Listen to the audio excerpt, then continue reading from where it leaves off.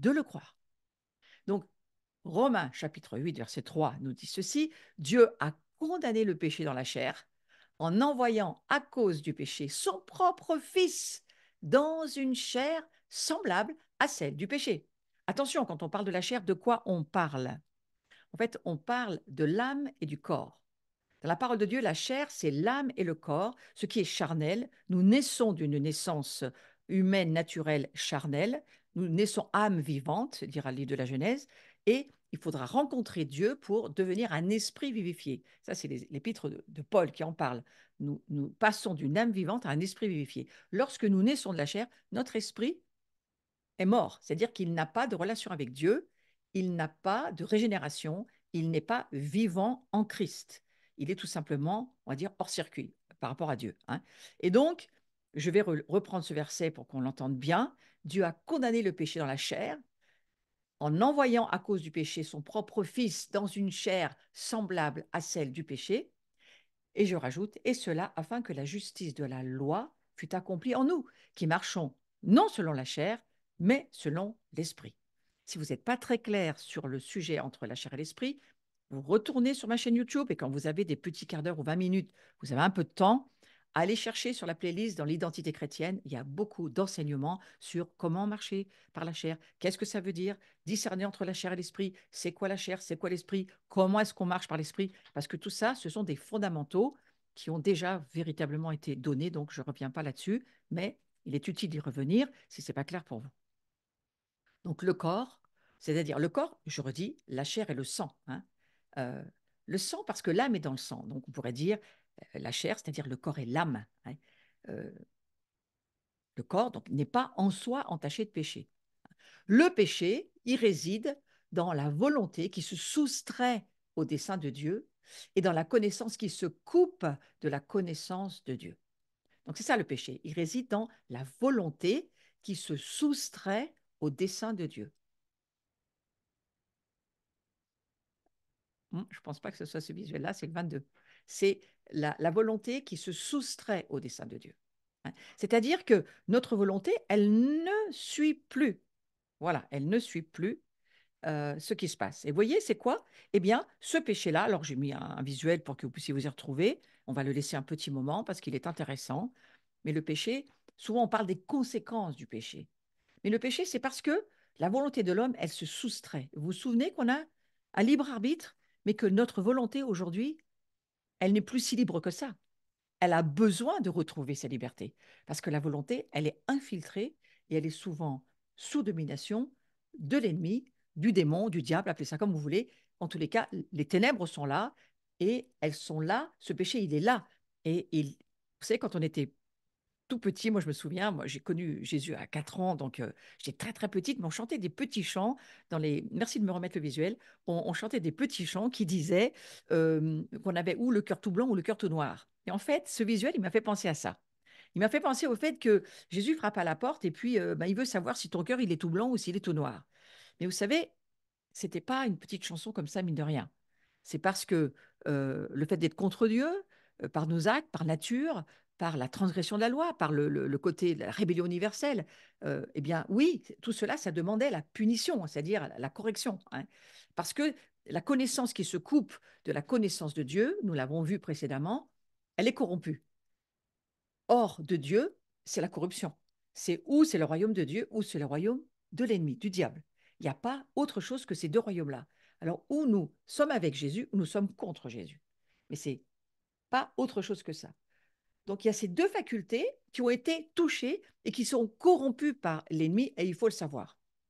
Il y a trop de monde dans l'Église qui pense que le diable n'existe plus, ou du moins, moins on en parle, mieux ça vaut. C'est vraiment pas quelque chose qui va aider nos vies et à comprendre aussi, à aider ceux qui sont vraiment sous le péché et qui n'arrivent pas à se dépatouiller de leur péché. Parce que le péché, vraiment, il faut s'en détacher, il faut s'en séparer.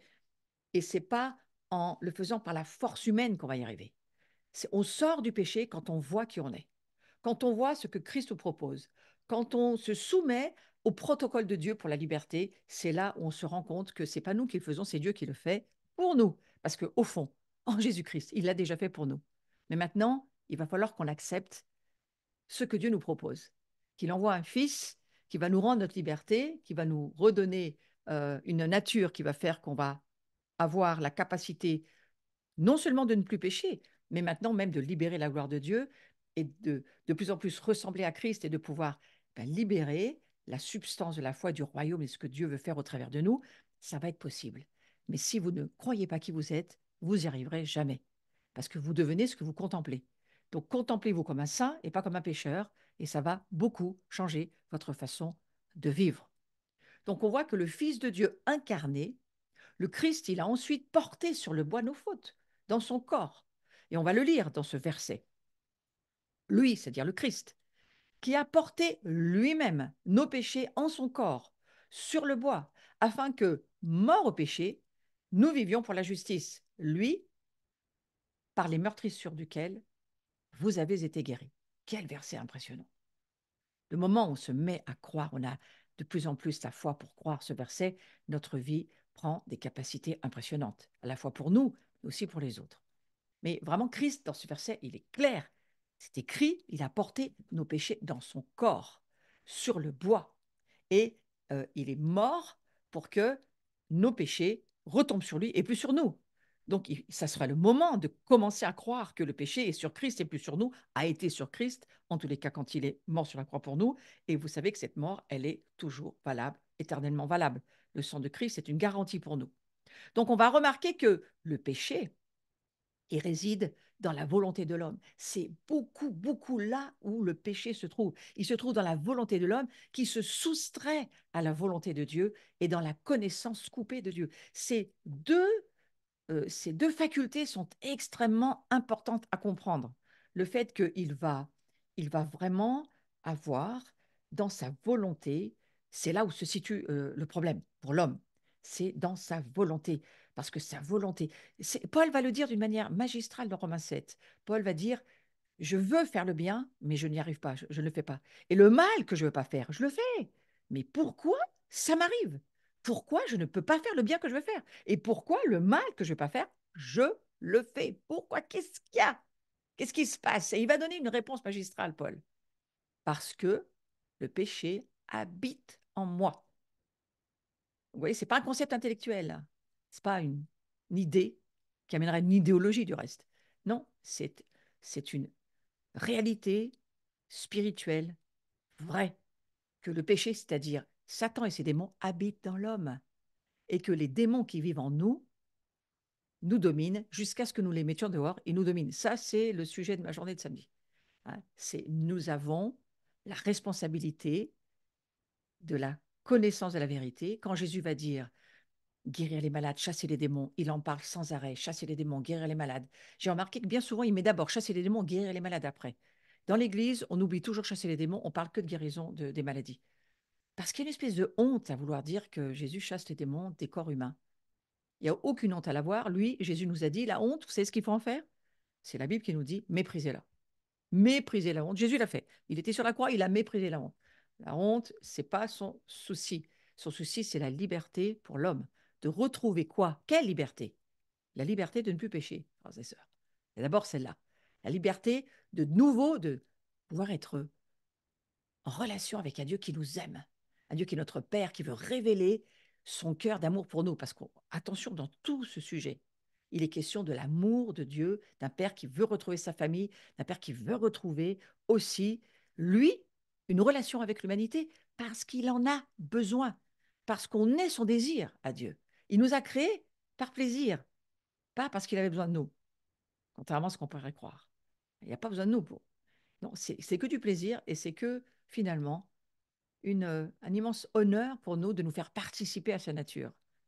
Exactement comme un père qui sait qui il est et qui trouve que c'est formidable comme il est et donc il voudrait que ses enfants soient comme lui. Oui, c'est ça l'idée de la nouvelle création. Donc on va remarquer aussi que Christ il s'est exposé au pouvoir de la mort dont il a subi la peine en tant qu'homme en restant toutefois sans péché en tant que Dieu, hein, parce qu'il est parfaitement Dieu, jusqu'à ce qu'il devienne pour nous sur la croix péché. Donc, il est mort corporellement, il a expié en sa chair notre condamnation, et il ressuscite, écoutez bien, parce que je trouve que c'est très intéressant de faire cette petite remarque, ceux qui avaient écouté mon enseignement sur le pouvoir de la résurrection, ça aide aussi. Hein, il y a une excellente prédication sur la puissance de la résurrection et allez l'écouter, toujours sur ma chaîne YouTube. Vraiment, ça peut vous ouvrir un univers de compréhension sur qui nous sommes en Jésus-Christ. En tous les cas, Jésus, il meurt corporellement, le il, c'est Jésus, bien sûr, hein, et il expia en sa chair notre condamnation. Hein, c'est quand même une immensité quand on y réfléchit. Il ressuscite avec son corps, donc il va chercher son corps, il ressuscite ce même corps, le nôtre, avec lequel il fut crucifié pour nous. Et vous savez pourquoi ce corps est tellement important?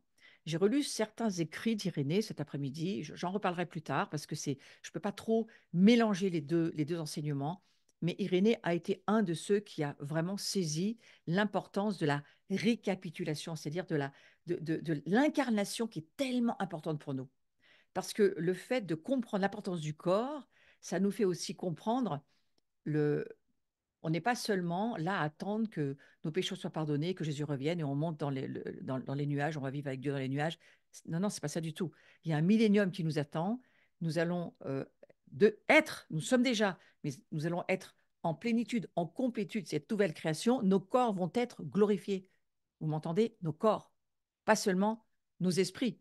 Nos corps vont être glorifiés. C'est pour ça que Jésus ramasse son corps, remonte au ciel, et il a son corps, qui est vraiment son corps là-haut. Quand il va redescendre pour voir Thomas et les autres disciples du reste, mais Thomas, ce sera certainement le plus curieux, et qui va avoir un peu du mal à se dire, mais un esprit, ça n'a pas de corps. Ça ne peut pas être toi, Jésus.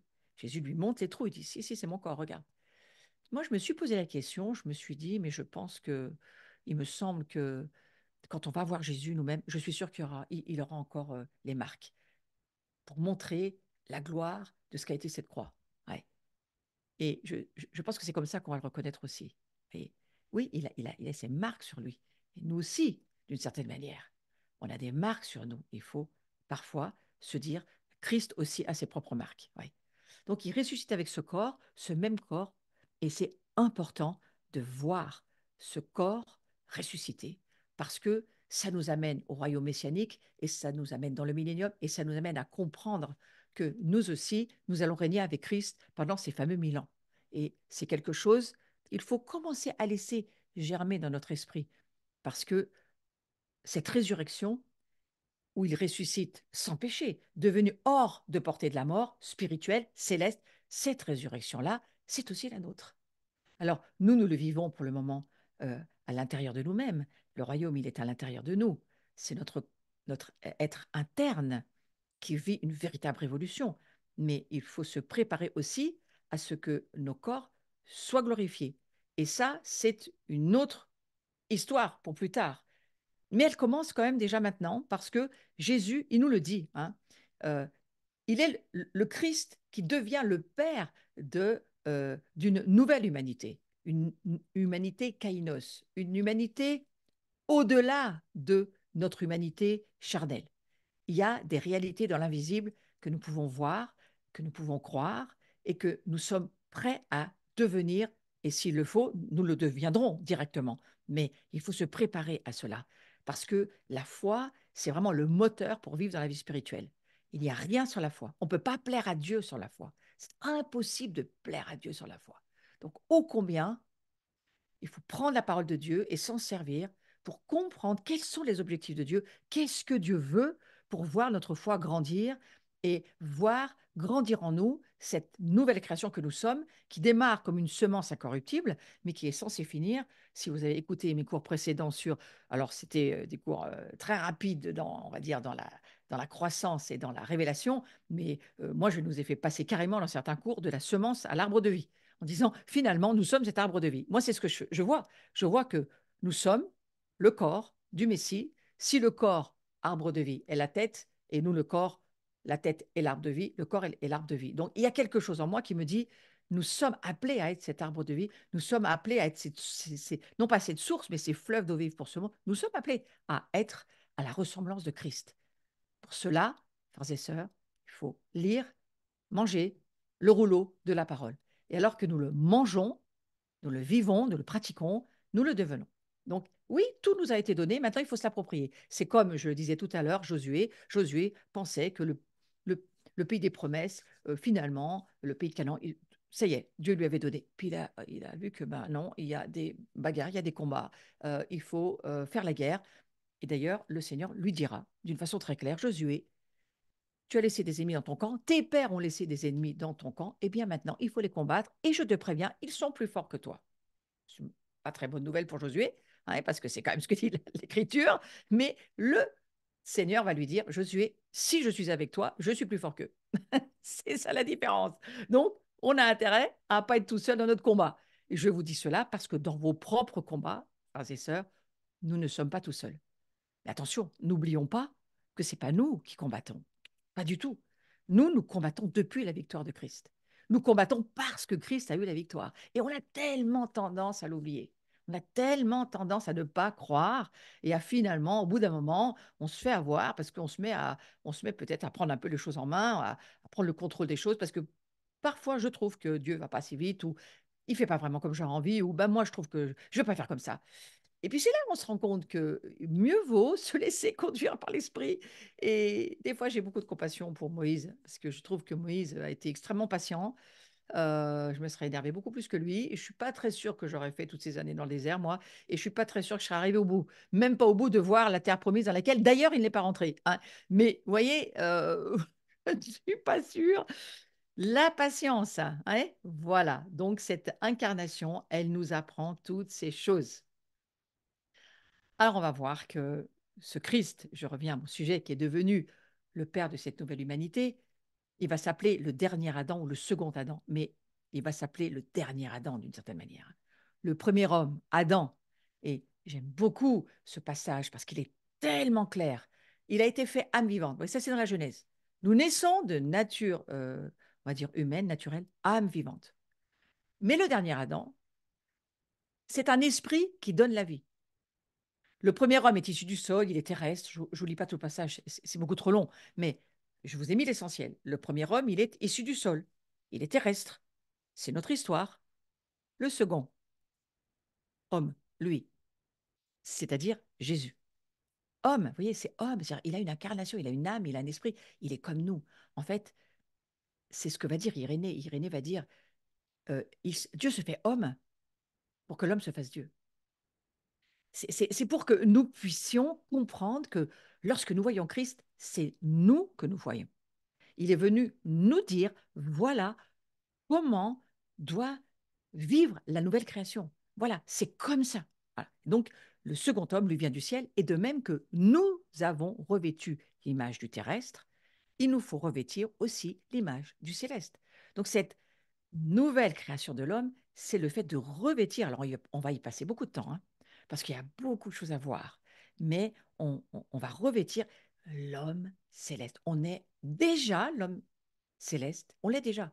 Dans notre position légale, assis dans les lieux célestes, nous le sommes déjà en Christ. C'est pas nous qui sommes assis, c'est Christ. Mais c'est quand même nous puisque nous sommes en lui. Ouais. Bon, allez, ça c'est du mystère, d'accord? Si vous avez un petit peu la migraine ce soir, c'est pas grave. Mais n'empêche que sur la terre, nous avons le droit légal de la filiation, nous l'avons vu, nous sommes fils et filles de Dieu. Maintenant, il faut grandir par la foi dans la révélation de qui nous sommes par le Saint-Esprit. Seulement, c'est possible. Ce n'est absolument pas possible par notre humanité. Donc, nous sommes engendrés, nous sommes régénérés, nous sommes dépouillés, parce que c'est le chemin que nous sommes obligés de prendre. Le chemin, c'est Jésus. Le chemin qu'a pris Jésus, nous sommes obligés de prendre. C'est le même, hein. Donc, et nous sommes glorifiés parce que c'est le chemin que nous suivons en suivant Christ. Quiconque croit que Jésus est le Christ est né de Dieu. Est-ce que nous pouvons voir que nous sommes nés de Dieu? Nous sommes nés de Dieu. Oui, c'est un mystère, un immense mystère. Il faut laisser nos oreilles entendre, nos cœurs accueillir cette parole et ensuite laisser la foi venir parce qu'elle vient de ce qu'on entend de la parole de Dieu. Nous sommes nés de Dieu. Nous ne sommes pas nés de ce monde. Nous ne sommes plus nés de nos pères et de nos mères dans la chair parce que ça va finir. Quel que soit le jour et l'heure, c'est terminé, on le sait. La chair est chère, ne vaut rien, n'amène à rien. Mais par contre, nous sommes nés d'une nature spirituelle éternellement vivant. Parce que nous croyons que Christ est le Fils de Dieu, et parce que nous le croyons, nous le disons, nous l'avons confessé. Et lorsque nous le croyons avec notre cœur et que nous le disons avec notre bouche, le mystère prend vie. Romains 10, 10. Alors, nous sommes sauvés. Nous sommes, c'est un verbe d'état. Nous devenons un esprit vivifié, éternellement vivant. Waouh, on pourrait prendre le vertige, hein, frères et sœurs, mais on ne va pas le prendre, le vertige du tout, parce qu'on va garder la maîtrise de soi. Ça fait partie, on va dire, des capacités dans notre foi que Dieu nous donne. La maîtrise de soi, c'est extrêmement important. Le Christ nous transmet ce corps spirituel qui est le sien lors de notre nouvelle naissance et de notre baptême. Il nous transmet, il y a une transmission. D'ailleurs, j'ai vu une petite vidéo, ça m'a bien fait rire, parce que c'est un ami qui m'envoyait ça. Je ne sais pas, c'était des Espagnols, des Brésiliens, enfin ça parlait portugais. Et il faisait un baptême et il mettait la personne dans l'eau et je vous assure, il comptait pratiquement, allez, entre 20 et 25 secondes où il laissait la personne sous l'eau. Et moi, vous savez, c'est très long. C'est très long. Et je me suis dit, ah, mais c'est plus une récréation, là, c'est une résurrection qu'il va lui falloir au monsieur, hein. Et en fait, ils l'ont ressorti. Et la personne, elle était toujours vivante, mais c'était un peu juste. Et ils se sont retournés et ils ont dit, oui, mais vous voyez, c'est pour qu'on comprenne qu'on pourrait vraiment mourir lors de notre baptême. Bon, ça va un peu loin, mais je me suis juste dit, je ne souhaiterais pas qu'on me la fasse celle-là. Mais voilà, frères et sœurs, ce soir, je vais finir beaucoup plus tôt, je vous l'ai dit, que d'habitude, mais j'ai voulu reprendre un tout petit peu ce cours et la prochaine fois, on va continuer sur ce domaine de la transmission de cette spiritualité qui est la nôtre lorsque nous naissons de nouveau et lorsque nous sommes baptisés. Et on va voir que cette renaissance spirituelle que nous vivons en Christ, du Christ à son image, dans cette justice, dans cette sainteté de la vérité, eh bien, c'est alors que nous sommes considérés comme étant nés de Dieu. Voilà. Donc ce soir, je veux prier pour chacun et chacune que nous puissions saisir encore plus que ce que nous saisissons déjà, parce que pour certains, nous sommes en train d'avancer, pour certains autres, nous démarrons dans le train, et pour d'autres, eh bien, nous sommes dans un wagon où nous voyons encore plus qui nous sommes. C'est le but, c'est que chacun et chacune, on puisse voir davantage pour entrer davantage dans qui nous sommes et qui est Dieu, et que en connaissant cette vérité, nous puissions devenir des chasseurs de démons, des chasseurs des ténèbres pour amener la lumière partout où nous sommes et où nous vivons. Et c'est ce que je vous souhaite ce soir à toutes et à tous au nom de Jésus. Très vite, je laisse défiler les informations qu'on a peut-être besoin d'avoir. Donc, il y a encore 2 cours avant les vacances où j'arrêterai pendant Noël. Mais jeudi 14 décembre prochain, il y aura cours. Ensuite, on va avoir ce soir, tout à l'heure, donc je vous ai laissé vraiment on va dire la plateforme. Eh bien, nous veillons, nous prions ensemble. On enchaîne directement. Et ensuite, on va avoir la journée de samedi. Il y a déjà beaucoup d'inscrits, mais on a encore le temps sur Zoom en tous les cas. Vous pouvez encore vous inscrire. En présentiel, il y a encore de la place. Vous pouvez venir si vous le souhaitez. Aucun souci. Et ensuite, toutes les informations, les autres, vous les aurez sur notre site de l'abri. Vous pouvez aller voir. Je voudrais juste qu'on puisse libérer l'antenne maintenant. Voilà. Je vous souhaite une très, très, très belle soirée. Et à tout de suite pour ceux qui suivaient sur Veiller et prier pour Israël. À tout bientôt.